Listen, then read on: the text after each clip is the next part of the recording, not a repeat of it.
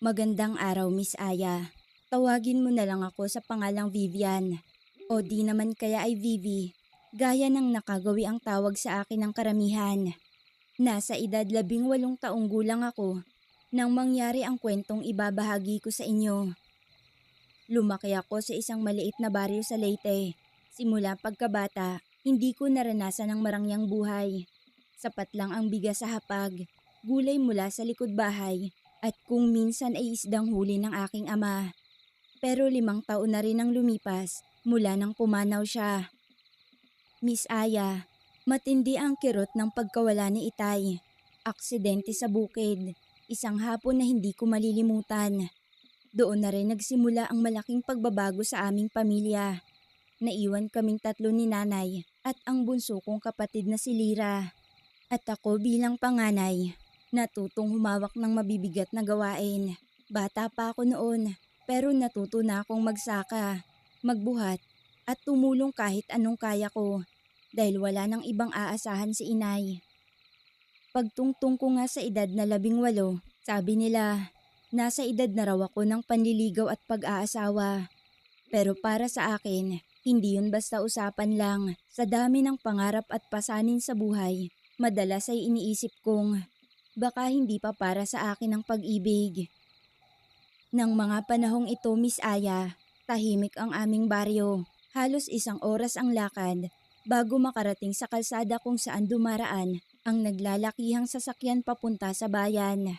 Sa paligid, puro nyugan at palayan, at sa di kalayuan ay ang ilog na parang laging may sariling awit. Pero sa bawat sulok ng aming lugar, buhay din ang mga kwento ng matatanda, kwento ng mga nilalang na hindi basta nakikita ng mata. Sabi ng aking abuela, sa may masukal na bahagi ng ilog, may mga nilalang daw na mapaglaro at minsan mapag-ibig. Pinagbibili na niya akong wag basta-basta mag-iisa roon, lalo na kapag papalubog na ang araw. Pero minsan, mahirap iwasan. Doon kasi ako madalas naglalaba at nag-iigib ng tubig. Isang hapon, habang mag-isa akong naglalaba, bigla akong napalingon sa kabilang pampang. Napansin ko kasing may nakatayo roon, isang lalaki. Hindi ko siya kilala at hindi ko pa siya nakikita sa aming baryo. Matangkad siya, maputi ang kutis at kahit malayo, halata ang linis ng kanyang anyo. May kakaiba sa tindig niya, parang hindi bagay sa isang simpleng pamumuhay, gaya ng sa amin. Lalo akong kinabahan nang makita kong nakatingin siya ng diretso sa akin. Dali-dali kong tinapos ang paglalaba. Halos hindi ko na piniga ng maayos ang mga damit. Kinuha ko ang batya at halos tumakbo na ako pauwi. Pero bago ako makapasok ng bahay, may napansin akong kakaiba. Isang bulaklak na nakapatong sa baitang ng aming hagdan. Puting-puti at kakaiba ang pagkakabango. Parang halimuyak na hindi ko pa nararanasan sa alinmang bulaklak sa baryo namin. Kinabahan ako. Wala akong narinig na yabag. Wala ring taong dumaan. Ang paligid ay tahimik, maliban na lang sa huni ng kuliglig. Kinagabihan, habang nakahiga ako, hindi ko maiwasang isipin ang lalaking nakita ko sa ilog at ang bulaklak na tila biglang sumulpot sa aming hagdan. Sinabi ko na lang sa sarili kong baka napagtripan lang ako ng kung sino. Kaya naman itinulog ko na lang ang mga isipin ng gabing yon. Kinabukasan, bumalik ako sa ilog para mag-igib. Pilit kong iniiwasan ang lugar kung saan nakita ko siya. Pero mahirap pigilan ang sariling mga mata na tumingin sa kabilang pangpang. At doon, muli ko siyang nakita. Ngayon, mas malinaw ko na siyang nakikita. May suot siyang kulay abong damit na tila gawa sa pinong tela. Ang buhok niya ay mahaba, abot bewang, ngunit malinis at maayos ang bagsak. Nakangiti siya ng bahagya, parang matagal na niya akong inaabangan roon. Magandang umaga. Bati niya, ang tinig niya ay malamig ngunit nakakaakit, parang may musika sa bawat salita. Hindi naman ako agad nakasagot, tila natuyo ang lalamunan ko, kaya't nagpatuloy na lang ako sa pag-iigib. Pilit hindi pinapansin ang presensya ng lalaki. Tadayos nga pala ang pangalan ko. Muli niyang wika. Mas malapit na ngayon ang boses niya kahit hindi siya gumagalaw mula sa kabilang pampang. Napatigil ako sa pag-iigib. Tadeos, hindi ko pa naririnig ang pangalang yun sa aming baryo. At may kung anong hiwaga ang bumabalot dito. Parang ang mismong pangalan ay may bigat at kapangyarihan na. Kung ayaw mong sumagot ngayon, ayos lang. Naiintindihan ko.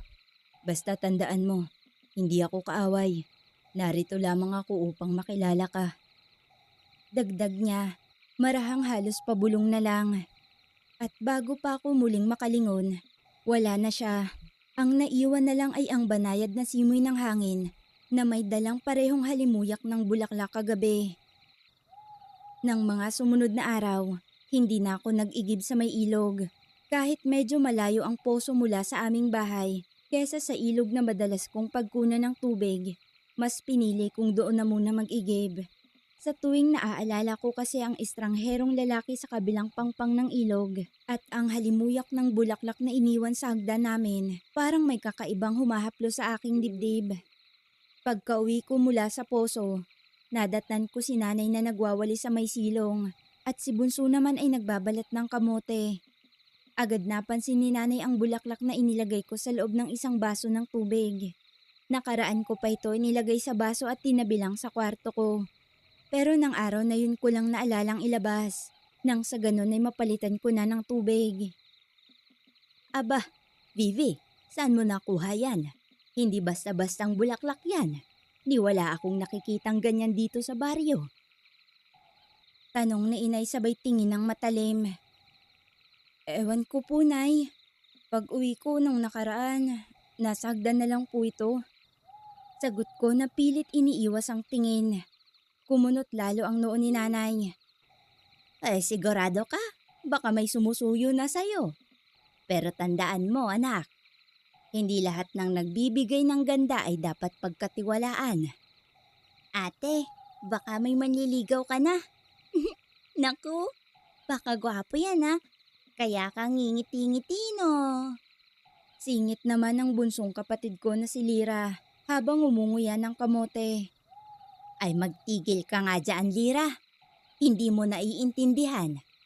Kapag ganyang may bigla na lang nag-iiwan ng bagay, lalo na't hindi natin kilala, hindi basta tao ang gumagawa niyan.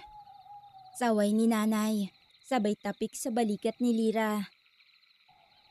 Napayuko na lang ako. Hindi ko masabi kay inay ang totoo na may nakikita kong lalaki sa ilog kasi baka pagalitan lang niya ako. Pero kinagabihan ng araw na yun, habang nakahiga kami, hindi mapakali si inay. Naririnig ko siya sa higaan niya, pabalik-balik ang buntong hininga. Vivian anak, kung sakaling may kakaibang lumapit sa'yo, huwag kang agad-agad magtitiwala. May mga nilalang na marunong mag-anyong tao. Minsan mababait, pero minsan kapahamakan lang ang dulot. Mahina niyang sabi mula sa silid niya. Tumangulang ako kahit hindi niya nakikita. Pero sa puso ko, may bumubulong. Hindi masama ang lalaking yun. Si Tadeos. Oo, yun ang umaaliw-ngaw sa isip ko kahit hindi ko pa siya nakakausap. At parang tinutunayan lang ng tadhana ang hinala ko. Dahil kinabukasan, sa mismong pampang kung saan ako naglalaba, muli ko siyang nakita. Pero sa pagkakataong yun, hindi na ako umiwas at hindi na ako umuwi agad. Nang magtama ang paningin naming dalawa ay ngumiti siya at marahang lumapit. Vivian, bumalik ka. Tawag niya sa pangalan ko. Mahina ngunit malinaw na para bang matagal niya na akong kilala. Natigilan ako at bahagyang kinabahan. Paano niya nalaman ang pangalan ko? Humigpit ang hawak ko sa batya. Bakit mo ko kilala? Hindi naman kita nakikita rito noon. Sandaling natahimik ang lalaki bago muling nagsalita. Matagal na kitang binabantayan. Noon pa mang bata ka, ngayon ka lang handa na makita ako. Napaatras ako ng kaunti, hindi makapaniwala. Ngunit ang tinig niya, may kakaibang lambing na hindi ko maipaliwanag. Hindi siya tunog ng kasinungalingan.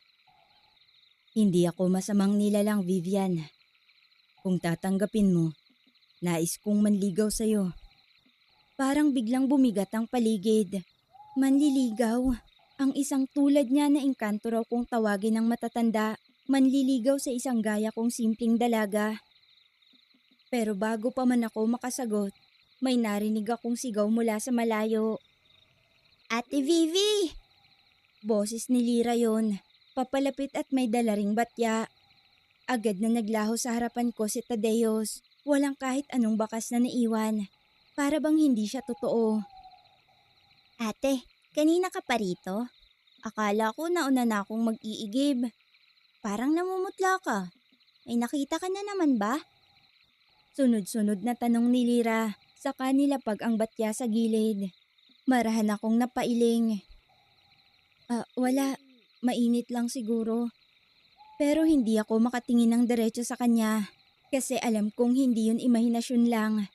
Totoo siya, si Tadeos.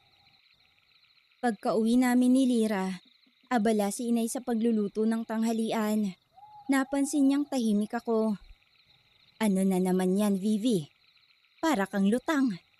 Sabi niya habang hinihiwa ang gulay.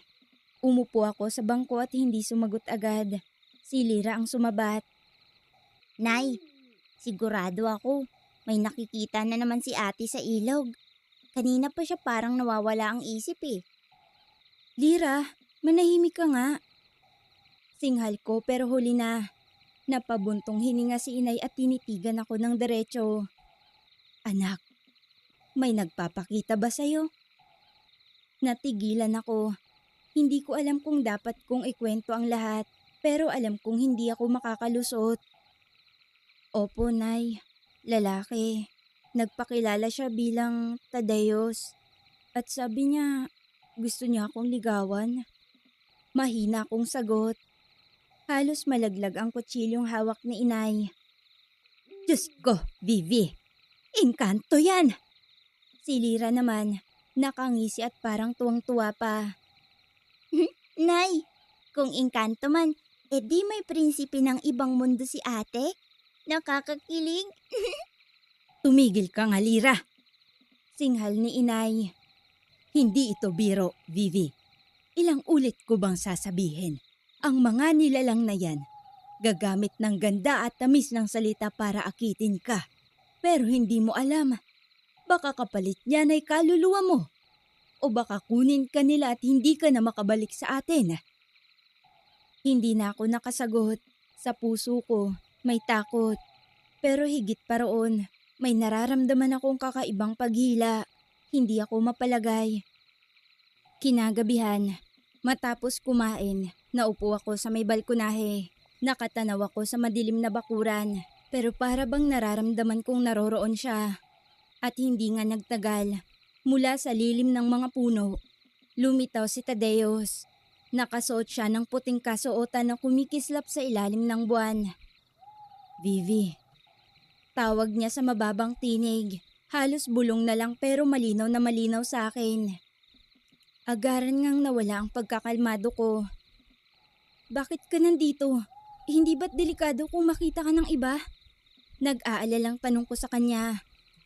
Pero bago siya sumagot, lumapit siya ng dahan-dahan hanggang sa halos isang dipa na lang ang layo namin. Hindi nila ako makikita kung ayaw ko. Ikaw lang ang pinapakita ko ng sarili ko. Ha? Ako lang? Anong ibig mong sabihin? Dahil ikaw lang ang nais kong makilala. Ikaw lang ang pinili kong lapitan. Hindi ko alam kung ano ang isasagot. Para bang may malamig at mainit na hangin na sabay na dumaan sa katawan ko. Pero ilang sandali pa, biglang bumukas ang pinto sa likuran ko. Ate, sinong kausap mo? Tanong ni Lira habang nakasilip. Mabilis kong nilingon si Tadeos. Pero wala na siya sa harapan ko. Para bang natunaw na naman sa hangin. Naiwan lang ang malamig na simoy na dumampi sa balat ko. Wala, Lira. Ang dami mong tanong. Pumasok ka na nga. Sabi ko, pinilit kong wag ipahalata ang takot at pagtataka. Ngunit hindi siya kumbinsido. Ate, nakita kong may kausap ka. Wag mong sabihin. Hindi niya na naituloy ang sasabihin ng tawagin siya ni inay. Lira, pabayaan mo na nga ang ate mo riyan. Marami lang iniisip yan. Halika na dito sa loob. Napasimangot si Lira at pumasok na rin. Naiwan akong muling nakatingin sa bakuran. Umaasang baka muling lumitaw si Tadeos. Nang sumunod na araw, habang nag-iigib ako ng tubig sa poso, muling nagpakita ang lalaki. Pero ngayon, mas maliwanag na ang araw. Kaya hindi ko alam kung papaanong hindi siya nakikita ng iba. Nakasuot siya ng simpleng puting kamesa at nakatayo lang, nakatitig sa akin mula sa may kalayuan. Maya-maya pa, lumapit na ito sa akin. Hindi ka ba natatakot? Baka makita ka ng iba. Pabulong na tanong ko sa kanya habang binubuhat ang timba. Hindi ako nandito para sa kanila. Nandito ako para sa'yo. Hindi para takutin ka, kundi para alagaan ka, Vivi. Tugon niya saka tinulungan akong hawakan ng isang timba. Napakagatlabi ako. Bakit mo ba talaga ginagawa to? Hindi mo naman ako kilala. Sumeryoso ang tingin niya sa akin. Mas kilala kita kaysa sa akala mo. Matagal na kitang sinusubaybayan. Nanlamig ang bato ko. Hindi ko alam kung matatakot ako o kikiligin. Pero hindi ko rin naman maitatanggi na may kung anong namumuo sa dibdib ko. Anong ibig mong sabihin? Hindi mo pa kaya ngayong malaman ang lahat. Basta tandaan mo, hindi ako kaaway. Ako ang manliligaw mo. Sagot niya na bahagyang nakayuko, ngunit mahigpit ang hawak sa timba na para bang ayaw niya akong bitawan. Manliligaw? Seryoso ka ba dyan? Nanlalaki ang mga matang tanong ko. Ngumiti siya ng payapa, parang wala siyang pagdududa. Oo, Vivi, kung papayagan mo. Hindi ako nakasagot kasi hindi ko alam kung ano talaga ang isasagot. Ngunit sa kabila ng lahat, ramdam kong bumibilis ang tibok ng puso ko. Hindi dahil sa takot, kundi dahil sa kakaibang damdaming unti-unti kong hindi na kayang itago. Miss Aya, sa paglipas ng mga araw ay parang hindi ako mapalagay. Mas madalas ko nang abutan si Tadeos sa may gilid ng bukirin. Minsan ay nakatayo lamang at nakatingin. Minsan naman ay tila may inaayos sa lupa o halaman. Hindi ko man gustuhin. Parang kusa akong nahihila na lapitan siya. Vivi, para sa'yo. Tawag niya minsan. Sabay abot ng isang maliit na puting bulaklak. Kahit na alam kong engkanto siya, hindi ko pa rin maiwasang napangiti. Hindi mo naman kailangang gawin to, Tadeos. Baka may makakita sa'yo. Mapahama ka pa dito sa mundo namin. Hindi ako natatakot sa mga tao. Mas natatakot ako na isang araw. Baka mawala ka na lang sa paningin ko. Sagot niya habang nakatitig sa mga mata ko. Hindi ko alam kung bakit, pero bumilis ang tibok ng puso ko. Alam kong mali. Alam kong hindi siya gaya ng iba. Pero sa bawat araw, mas lalo kong nakikitang hindi siya delikado para sa akin, kundi isa siyang lihim na pinipilit kong itago. Hanggang isang gabi, habang nag-uusap kami ni inay sa hapag, napansin kong iba ang tingin niya sa akin. Anak, Vivian, napapansin kong lagi ka na lang nasa labas. Mayroon ka bang nakikita? Ano pong ibig mong sabihin, Nay? Naku, Nay. Baka may boyfriend na yan si ate. Lira, ano ka ba? Anak, wag mong sabihin kinakausap ka ng nilalang na hindi natin kapanalig. Nanlamig ako. Hindi ko kayang magsinungaling, pero hindi ko rin kayang ikwento ang lahat. Marahan akong napatango at pinisilang palad ko. Nay, hindi naman siya masama. Ay, Diyos ko. Ito na nga ba ang kinakatakutan ko? Ang mga engkanto sa kagubatan na yan. Hindi basta-basta. Anak, makinig ka. Ang pag-ibig ng mga nilalang na yon, hindi katulad ng sa atin. May kapalit. Kung ikaw ay hindi magiging maingat, baka masadlak ka sa kapahamakan. Marami na akong naririnig na kwento ng mga babae sa baryo na bigla na lang nawawala. Iniwan ng pamilya, sumama sa mga engkanto. At hanggang ngayon hindi na sila nakabalik. Hindi na ako sumagot pa. Tahimik lang akong nakinig. Totoo ang takot na sinasabi ni inay, pero hindi ko rin maiwasang maalala ang tingin at ngiti ni Tadeos. At kahit paano, sa kabila ng mga babala, may kung anong kuryente ang dumadaloy sa akin tuwing naaalala ko siya. Naguguluhan at nalilito na nga ako, Miss Aya. Hindi ko alam kung iniibig ko na ba siya. Hindi ko siya magawang itaboy, pero hindi ko rin naman kayang lumapit sa kanya. Hanggang sa dumating ang gabi na hindi ko inaasahan. Bandang 8:30 ng gabi, nasa may puno ako ng mangga ng mga oras na yun at nagpapahangin. Gawa ng gusto kong makapag-isip-isip at pagnilayan ng lahat ng magiging desisyon ko sa buhay. At doon, muling nagpakita sa akin si Tadeos. Umupo siya sa tabi ko, pero hindi masyadong malapit. Sapat lang para marinig ko kapag nagsalita siya. May nagsabi sa akin na pinagbabantaan ka raw ng iyong ina. Gusto kitang ilayo. Agaran akong kinabahan sa sinabi niyang yon, pero pinilit kong wag ipahalata. Hindi pwede, Tadeos. Pamilya ko sila. Hindi ko sila pwedeng iwan. Sagot ko kahit nanginginig ang boses. Kung ganon, ako na lang ang aalis. Hindi ko kayang makita kang nasasaktan dahil sa akin. Mahinahon niyang tugon. Pero bakas ang lungkot sa kanyang tinig. Para akong binuhusan ng malamig na tubig. Noon ko lang naramdaman na oo, mahal ko na siya. Ngunit paano ko ipaglalaban ang isang pagmamahalan na hindi kayang tanggapin ng mundo? Bago pa man ako makasagot, biglang may dumating. Isang lalaking may hawak na sako at baston. Si Tio Fidel, ang kapatid ng aking ina na isang albularyo. Vivian! Lumayo ka riyan! Sigaw niya habang itinuturo si Tadeos. Nagulat naman si Tadeos at bigla siyang umatras. Hindi ko siya sinasaktan. Agarang sagot niya, pero sa isang iglap ay parang sumabog ang hangin. Naglaho siya sa harapan namin. Sa bilis ng pangyayari ay natulala talaga ako. Nanginginig habang hinihila ako ni Tio Fidel palayo. Pagkarating namin sa loob ng bahay, doon niya ako masinsinang kinausap. Anak, ang nilalang na yun ay hindi para sa'yo. Sa baryong ito, matagal nang may kwento tungkol sa kanya. Hindi siya masama, pero hindi rin siya dapat pagkatiwalaan. Kapag mas tumagal pa ang ugnayan ninyo, baka ikaw ay tuluyan niyang kunin. Doon bumagsak ang lahat sa akin. Ang saya, ang kilig, lalo na ang hiwaga. Lahat ay napalitan ng isang hungkag na kirot, pero hindi ko ipinahalata sa kanila. Pinilit ko itong itago at sarilinin na lang. Doon ko rin kasi napagtanto na tama si Inay at Tio Fidel. Kinabukasan, parang isang panaginip lang ang lahat. Wala na si Tadeos. Tahimik ang paligid.